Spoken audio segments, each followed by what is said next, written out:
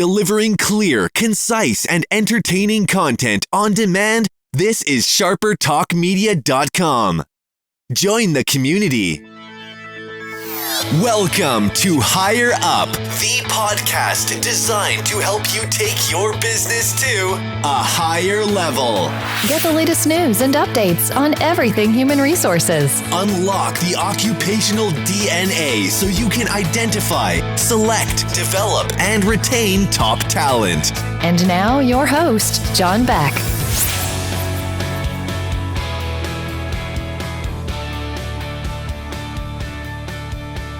Well, hello, my friends, and welcome to another episode of Higher Up, the podcast devoted to everything human resources and taking your organization to a higher level.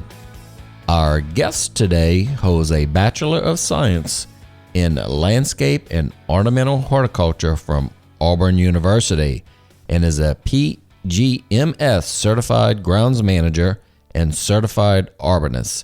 Let me tell you, he can grow things. As the Director of Landscape Services at the University of Mississippi, he grows plants, he grows people, and he grows ideas. He's a problem solver, understanding that doing more with less is a 21st century mandate. He's developed his approach to managing resources and developing personnel with his Grow Theory, a management and professional development approach based in the belief that all humans either strive for or have within them the elements of greatness, resilience, opportunity, and wisdom. They need a fertile environment to grow. Taking his staff, affectionately known as weeders, and developing them into leaders has been a joyous challenge that has reaped acres of rewards in recognition from national organizations.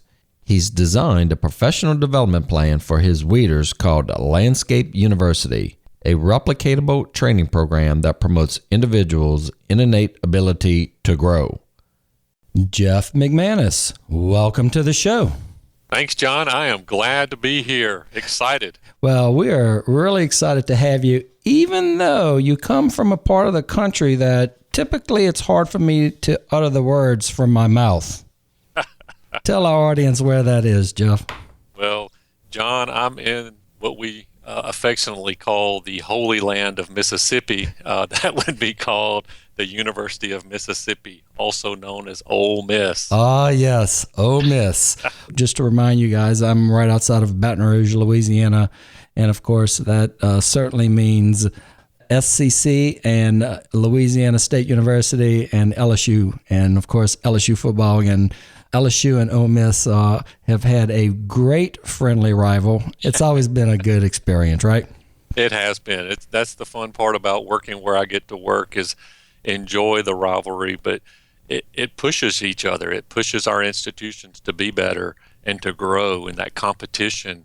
It's a lot of fun. I've really enjoyed being a part of the Ole Miss system now for 16 years. What I'd like to do is just kind of let you take us back to around 2000. I think it was 2000 that you started at the University of Mississippi in a position over the entire grounds of the university. Is that correct?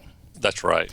We have about 1,000 acres here, John. And at the time, the Chancellor, Robert Kayat, had gotten a private donation from an alumni who wanted to buy into the vision of what Chancellor Kayat at that time had of creating a beautiful campus to help not only with those who already worked here, but to help recruit new students as well.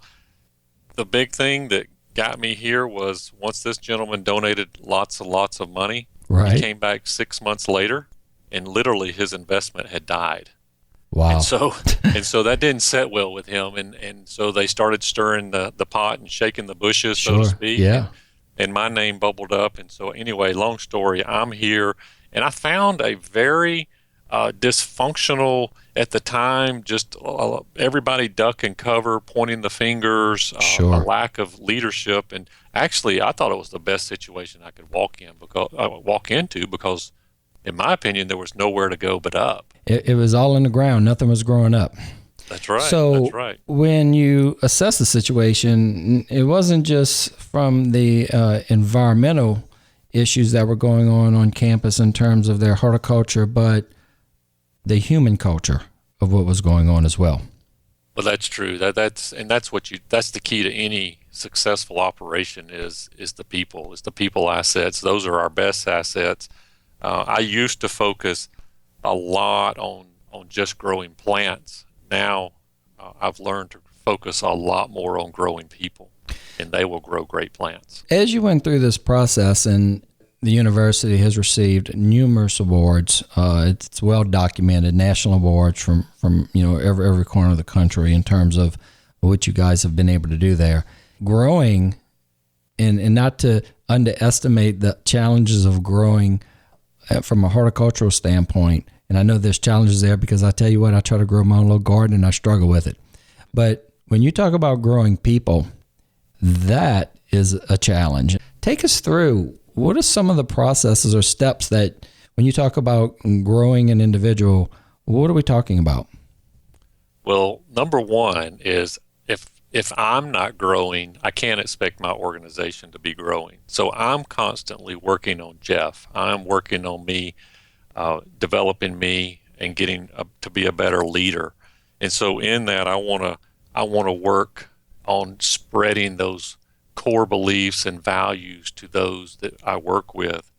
And that's going to be critical. We tend to, as leaders and managers, focus only on results. Right. And when we focus only on results, we focus on the actions, on how to get those. And that may be fine for a while, but what happens when we go back into the office or we go back around the corner and we're not there and we're not sitting there waiting for the results?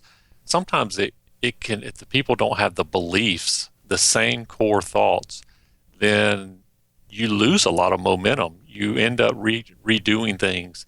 And so what I found is I needed to focus on the beliefs, the core values of what we believed in, right, and then how we were going to get there. And that has really been a game changer for us. The nurturing of it. Yeah, so when we talk about, hate to relate it back to horticulture side, but you don't stick a seed in the ground, drop a teaspoon of fertilizer on it, and walk away and hope that it grows into what you want it to be. That's right. You're speaking my language, John. So you got to cultivate the ground. I mean, literally, you've got to do something to prepare people. And as a leader, I have to have a vision. Now, I'm a department leader. I have several departments that answer to me. But if I don't have a vision of where we're going and what we're doing, people don't get excited. People will start coming up with their own reasons. Well, we're here for just a paycheck. Well, we're just here for a pension.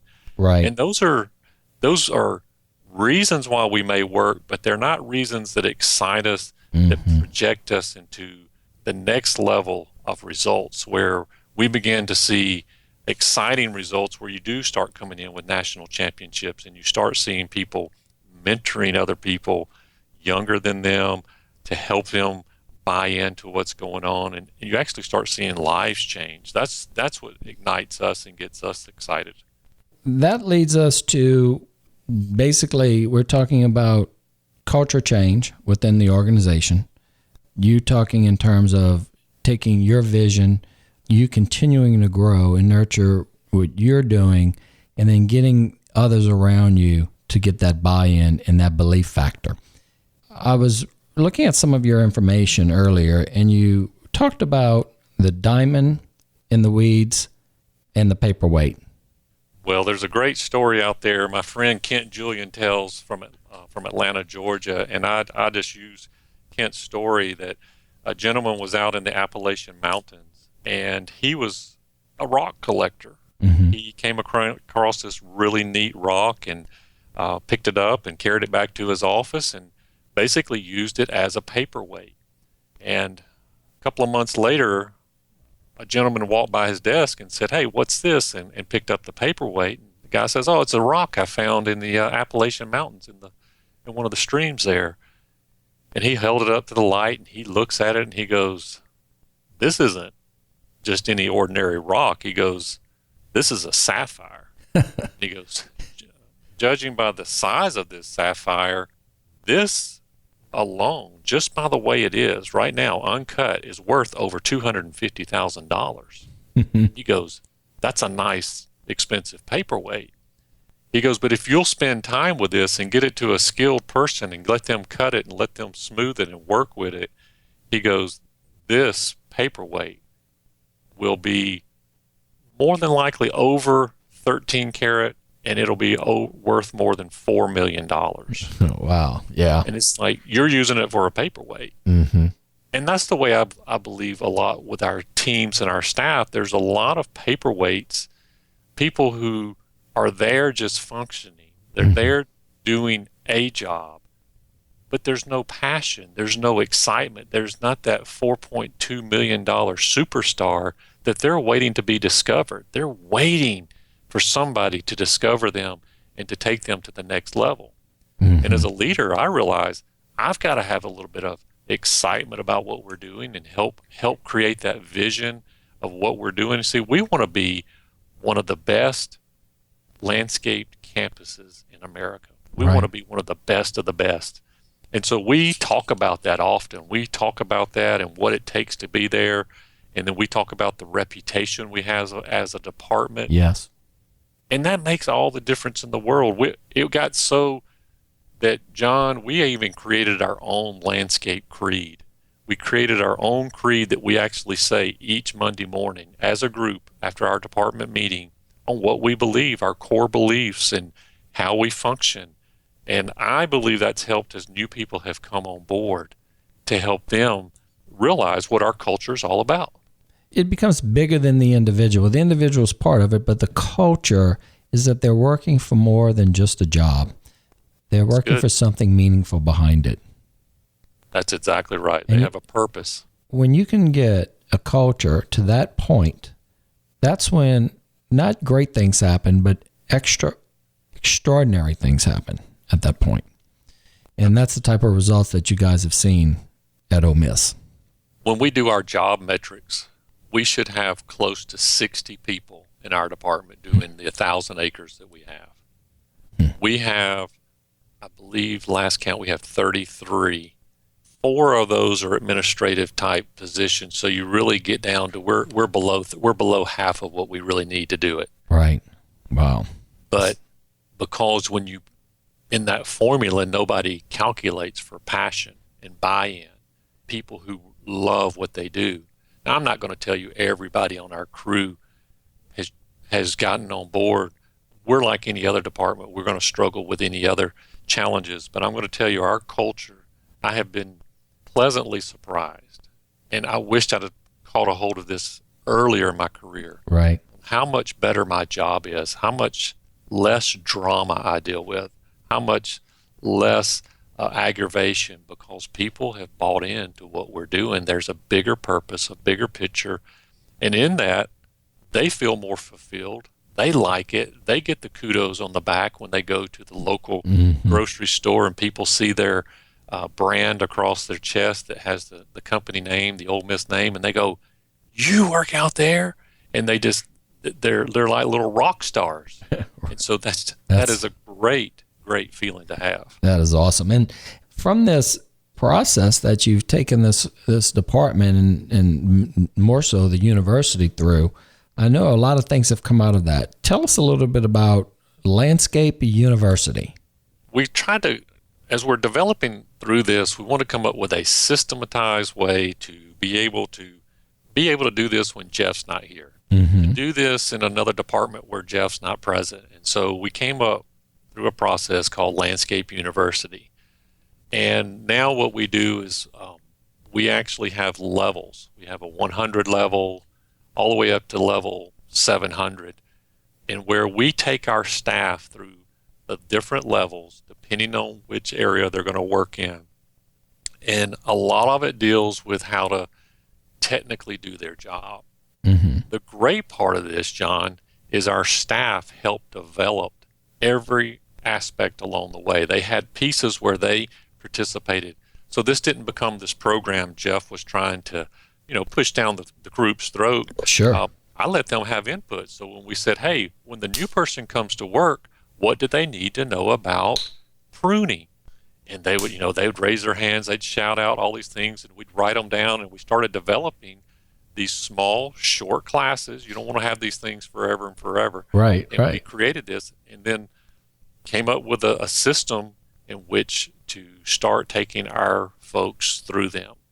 Now, you being in HR, you might appreciate this. Once we came up with a outline on how we were going to do this, John, I took this to our HR department. Of course, I took it to my boss first, Right. HR, and I said, hey, what do you guys think about if they were to get through these levels, if we did some type of personal growth raise or some kind of raise like that? And we were able, because the university here does do personal growth raise, able to get our HR department to go along with that for our frontline teams to do better. And to actually, once they complete levels 300 and level 400, they're eligible to get a raise, or they do get a little personal growth raise. Now, John, I don't focus on that during the training. That's not what motivates people to do.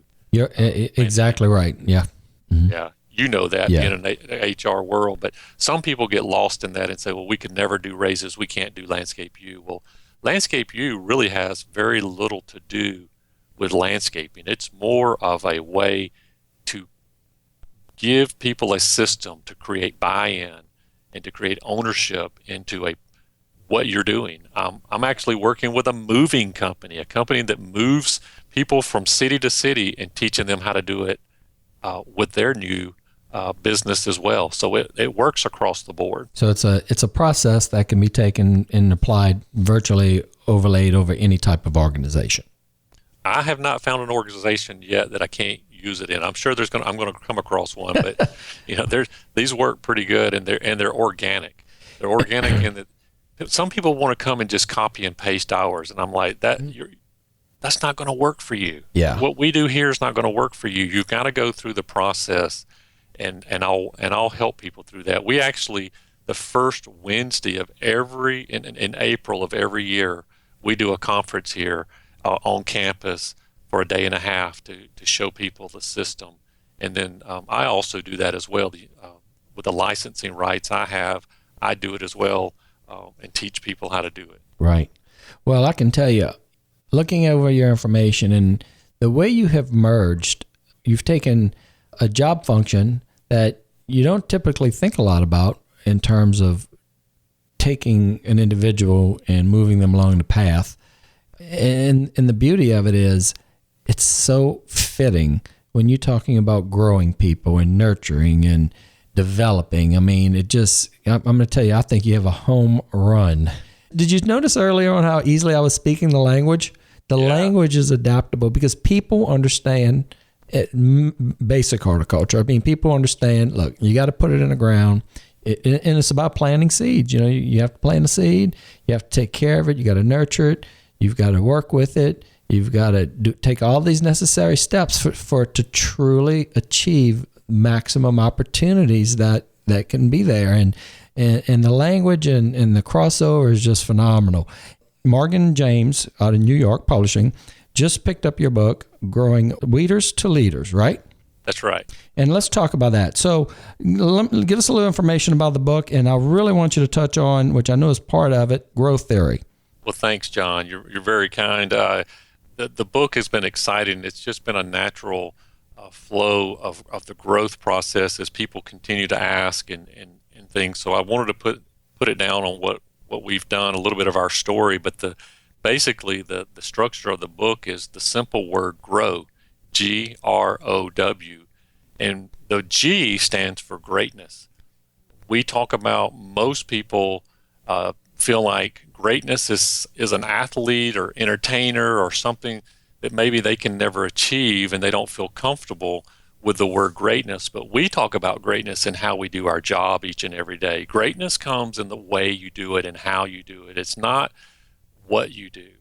Martin Luther King Jr. had the great quote, and I paraphrase, about the street sweeper. Mm-hmm. And he talked about, hey, be the best. If you're a street sweeper, be like Michelangelo.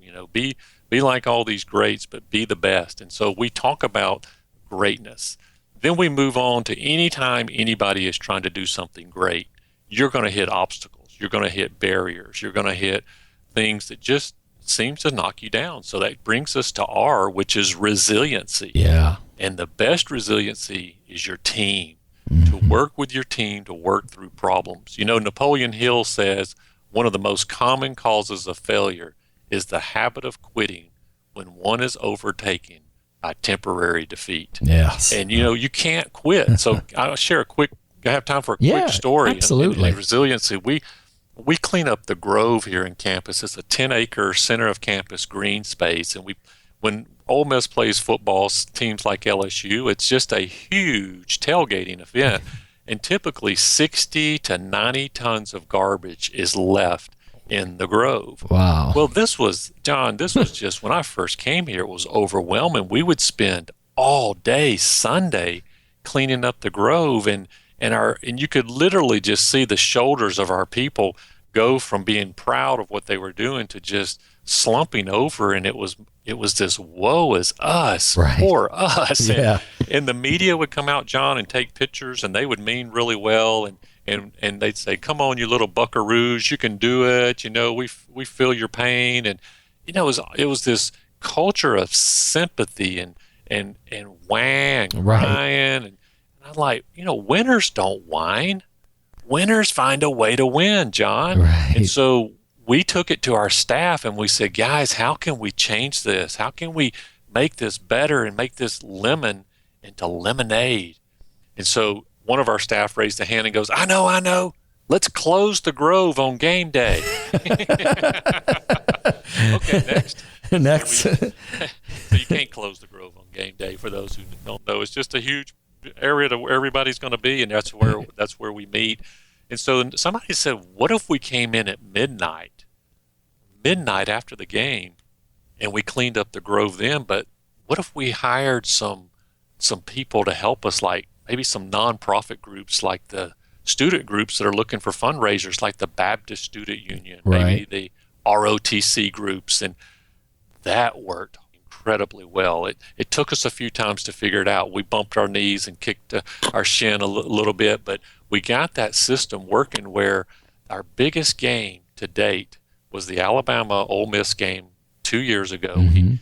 We were on ESPN game day, record crowd. I think Alabama was number 1. Ole Miss was in the top 5. Right. 90 tons of garbage, John. I wow. mean, that's a space shuttle and a half of garbage strode across 10 acres. And I mean, I have pictures of it. It makes me sad to see it. Yeah. But John, I'm going to tell you, we had close to 200 people here. Now, 8 of them were my full-time staff. Right. The rest were college students, high school students from the local area who used it as a cleanup work. And John, we cleaned it up in less than 3 hours. That is incredible. It was such a neat, unique experience. The New York Times wrote about that incident in their paper. So that was crazy. It was just so much fun to be able. And so we turned that lemon into lemonades and that resiliency. And so now, instead of us dreading cleaning up the Grove, we actually kind of look forward to it because we've got it's an easy lift. It's a challenge, and we can take it on head on, and we know what we're doing. That's fantastic. Absolutely. Brings us to O, which is the opportunity. Mm-hmm. Opportunity often looks like a challenge. We don't like to say problem, but we That's like right. to say an opportunity. And for us, that's how Landscape University came about. We had a challenge of consistency, being adaptable, being able to have a high quality, same consistency all over campus. Mm-hmm. And, I could get out there and beat the drum and get everybody excited, but then we would fall off. And then we would, have to go and do it again. So Landscape University came out of that. And so that gave us a great opportunity to develop a system. And now all those things I mentioned have gotten so much better because our staff are empowered for accountability that goes horizontal. Yes. And you know what that means. But, Yeah. It's not just Jeff going out there and saying, hey, this doesn't meet our standards. Now it's the guy on the front line looking at his buddy and going, hey, this isn't our standard. Yeah, we can do better. We do better. We do better work. The accountability that's horizontal now is incredible. John, I have so much more free time now, less stress because of Landscape University. It is a game changer for me, which takes us to W, which is walking in wisdom. Right. So what we did, John, to prepare to cultivate for Landscape University, to cultivate our people, is to continue to get them around people who thought positively, who think in terms of solutions, who think in terms of goal setting, to be better, to be the best. So here's what I did. I started having Monday morning meetings, Right. and I would invite guests to come down. And we did it this morning. We had a meeting today. Today's Monday, so we just had a guest come down, and he talked about how we affect his department up on the main campus. He talked about how landscape services affects admissions to the university, and he told us some of the stories he hears. Well, our staff internalize that. They take that to heart, and they know that their work is more than just cutting grass. It's more than just trimming the bushes.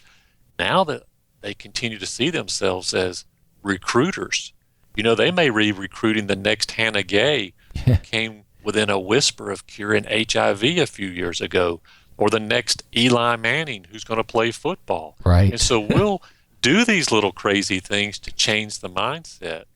That's walking in wisdom, keeping people positive. Also, John, one of the little crazy things we do is we actually do a book. We read a book together. We read a lot of John Maxwell, Zig Ziglar type things. Right. We'll do DVDs. We'll do TED Talks. I am always looking for those types of stories and people that can influence us to walk in wisdom. Because when you're walking in wisdom, it'll not only change the work environment, it'll change a person's personal life. Mm-hmm. When their personal life is better, their work life's a lot better. How can folks reach you? Because I can tell you, I've heard Jeff speak. If you are looking for a speaker who can come in and give your organization a uniquely different perspective as a keynote, breakout sessions, whatever that may be, I highly recommend Jeff. And also, from a consulting standpoint, where do folks find you, Jeff? Well, thank you, John. You're very kind. I'm at jeffmcmanusspeaking.com. Okay, and that's jeffmcmanusspeaking.com. And, of course, we will have all of Jeff's contact information at our site, which is hrhigherup.com. There'll be a page devoted to Jeff there, all of his information, contact information. And what about the book, Jeff? Growing Weeders to Leaders, hit the market. I believe the Morgan & James has not confirmed yet on the date, but it's either going to be in October or we'll do it in January of 17. All right. I've got a feeling it's going to be January of 17. That's what I'm thinking. All right. So we're getting close on that. And I'm sure as that date gets closer, you'll have updates on that on your site. That's right. And I'm of course, on all the social media, LinkedIn and Twitter and so forth at Jeff McManus. All right. And anything else, Jeff, that you would like to leave our listeners with in our group? Well, John, what HR folks do is amazing. I always see that myself as a resource to help HR folks. HR folks have helped me so much over my career, and how they give us the blueprints so many times to keep our organization out of trouble, but can just take us in the right direction. And so I want to thank you for this podcast and for what you're doing to help spread the word and to get better folks, better people doing what they really want to do. Well, there you have it, folks.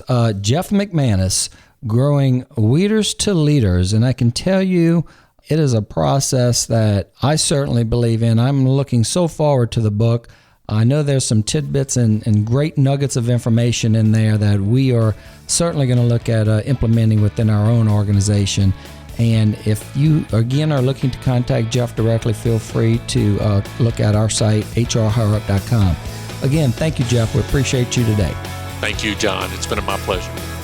And there you have it, folks. Another episode of Higher Up, the podcast for everything human resources and taking your organization to a higher level. Thanks for listening to Higher Up with John Beck. For show notes, updates, and more on how to break the code to unlocking occupational DNA, Join the community at hrhigherup.com. and take your business to a higher level. This has been an exclusive production of SharperTalkMedia.com. Join the community.